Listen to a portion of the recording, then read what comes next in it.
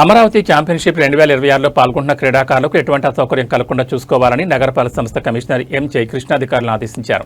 మంగళవారం ఉదయం Taraka Rama stadium, campus school, మహిళా విశ్వవిద్యాలయం, శ్రీనివాస స్పోర్ట్స్ కాంప్లెక్స్లో జరుగుతున్న క్రీడా పోటీలను ఏర్పాట్లను తిరుపతి నగర కమిషనర్ ఎం జయకృష్ణ సందర్శించారు.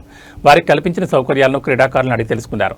ఈ సందర్భంగా ఆయన మాట్లాడుతూ క్రీడాకారులకు ఎలాంటి అసౌకర్యం కలగకుండా చూసుకోవాలని, పారిశుద్ధ్యం, త్రాగునీరు, విశ్రాంతి, వైద్య సౌకర్యాలు వంటి అన్ని ఏర్పాట్లు పకడ్బందీగా ఉండేలా చూడాలని అధికారులు ఆదేశించారు. క్రీడల ద్వారా యువతలో ఆరోగ్యకరమైన పోటీతత్వం, నిబద్ధత, క్రమశిక్షణ పెంపొందుతాయని అన్నారు. కమిషనర్ వెంట హెల్త్ ఆఫీసర్ యువ అన్వేష్, శానిటరీ సూపర్వైజర్ చెంచయ్య మరియు సిబ్బంది, క్రీడాకారులు పాల్గొన్నారు.